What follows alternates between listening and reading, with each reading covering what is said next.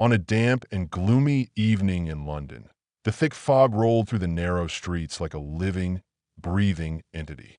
Inside the familiar confines of 221B, Baker Street, Sherlock Holmes reclined his favorite armchair, the soft glow of the fire casting flickering shadows on the walls.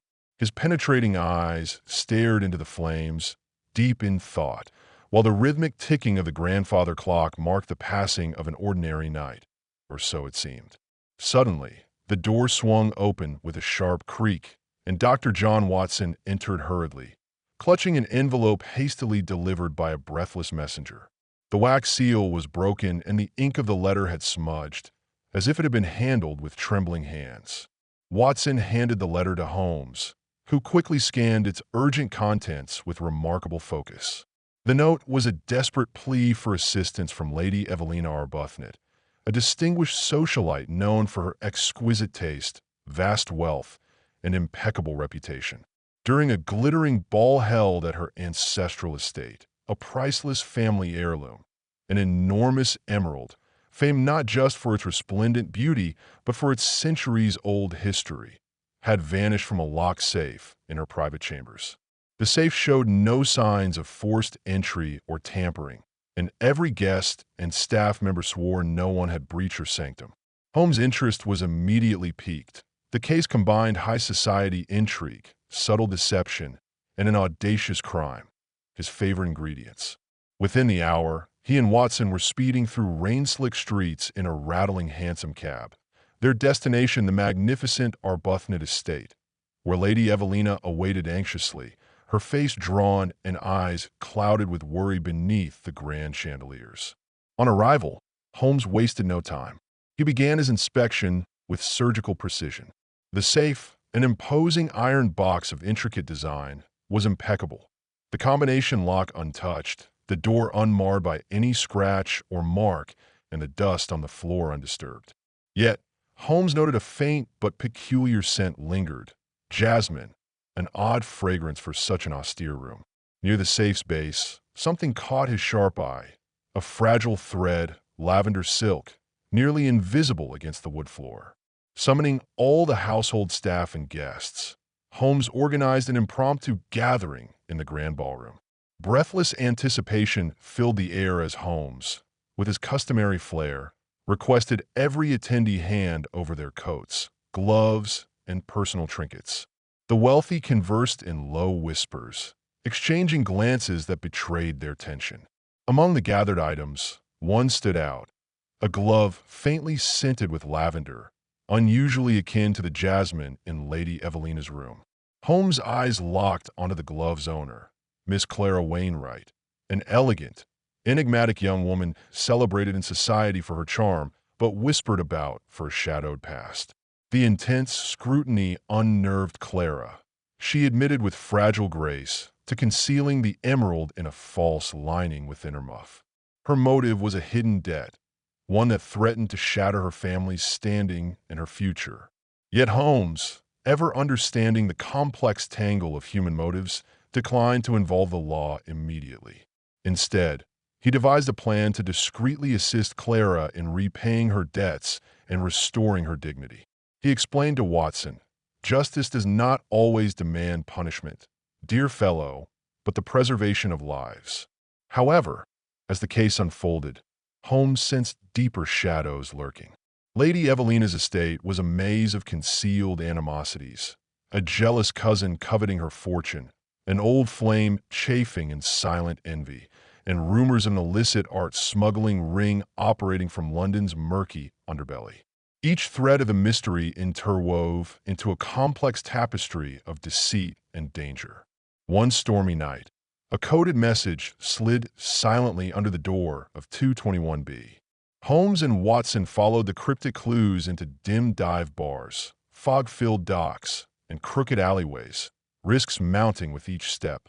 Holmes assumed disguises, an inspector, a street vagabond, even a flamboyant ballet master, each persona revealing new facets of the city's underworld and bringing them closer to the truth. With razor-sharp deduction and unyielding courage, Holmes encountered hardened criminals, corrupt officials, and double agents. As the chase intensified, Watson carefully recorded the episodes, capturing Holmes' rare moments of vulnerability and the profound weight of his empathy for the innocent ensnared in crime's grasp. The emerald ceased to be mere jewelry. It embodied hope, temptation, betrayal, and redemption in a city caught between darkness and light. At the climax, Holmes orchestrated a brilliant confrontation in an abandoned warehouse by the Thames, exposing the syndicate's mastermind, a trusted advisor to Lady Evelina, who sought to finance the smuggling ring by selling the emerald to illicit collectors. Surrounded, the criminals were apprehended, the emerald reclaimed, and Lady Evelina's honor preserved. Returning to Baker Street, with the fog thinning outside, Watson admired his friend's extraordinary blend of intellect and humanity. Holmes, lighting his pipe with a rare, thoughtful smile, remarked, "The game, my dear Watson, is never truly about the jewels themselves, but the stories they reveal, the hearts they touch, and the shadows they dispel." The Unrevealed Mystery Chapter 2. After the dramatic conclusion of the Emerald Theft case, life at 221B, Baker Street briefly returned to its familiar rhythm. Yet, the shadows cast by the Arbuthnot affair lingered in Sherlock Holmes' mind. One evening, as the rain tapped softly against the window panes, Holmes sat at his cluttered desk, smoke curling from his pipe, his fingers steepled beneath his chin. Watson, perusing a medical journal, noticed Holmes' rare silence and decided to break it. "Holmes," Watson began, "it seems that the case with Lady Evelina has ripened new fruit. Might there be more to uncover about the syndicate you spoke of?" Holmes' eyes gleamed with a spark of anticipation. "Indeed, Watson, the emerald theft was but the surface. The art smuggling ring's reach extends far beyond one estate. Before we close this chapter, it is time to delve deeper into the labyrinth." Holmes wasted no time devising a plan to infiltrate the smuggling circle. Utilizing his mastery of disguise, he transformed himself into a suave continental gentleman, Johann Steiger, an art connoisseur with deep pockets and a penchant for rare, illicit treasures. In this guise, he penetrated the exclusive underground auctions where stolen artifacts were traded like currency. Watson, ever loyal, undertook the role of his valet, maintaining their cover with quiet efficiency. At one such clandestine gathering beneath the shadow of London Bridge, Holmes observed faces twisted with greed and menace. Among the crowd was the elusive Black Raven, an infamous smuggler whose identity even the police had failed to uncover. Holmes, drawing on his incisive powers of deduction and subtle social cues, began to piece together clues: a scarred boot pattern, a distinct accent, a particular gesture. Meanwhile, Holmes' network of informants, led by a streetwise urchin named Toby, provided intelligence from the city's underbelly, safe houses, shipment schedules, and secret passageways. Holmes and Watson followed this trail through fog-laden docks and into abandoned warehouses where shadows whispered of danger. In a tense encounter near the docks, Holmes and Watson narrowly escaped an ambush, their pursuers fatally underestimating the great detective. Their escape was a testament to Holmes' quick thinking and indomitable spirit. Using a hidden blade and a well-timed smoke bomb, they vanished into the misty night.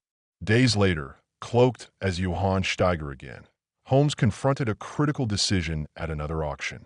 The Black Raven was revealed not as a shadowy criminal, but as a respected art dealer with access to aristocratic circles. Holmes recognized a face from the Arbuthnot estate's rival family, confirming the deep-rooted vendettas fueling the smuggling ring. Holmes orchestrated a cunning trap. Using discreet signals and allies, he arranged for the local constabulary to raid the auction, catching the smugglers red-handed. The stolen artifacts, including the emerald's accompaniments, were recovered and the network dismantled. Back at Baker Street, exhausted but triumphant, Holmes reflected to Watson, "We have pierced the veil, my friend, but London's darkness is endless. What truly intrigues me is how greed and desperation bring people to ruin, yet also bind them in fragile loyalty." Watson, ever the chronicler, packed his notes meticulously, knowing this saga would echo in his writings for years. Holmes' mind already buzzed with new mysteries, new disguises, and the unending game between light and shadow.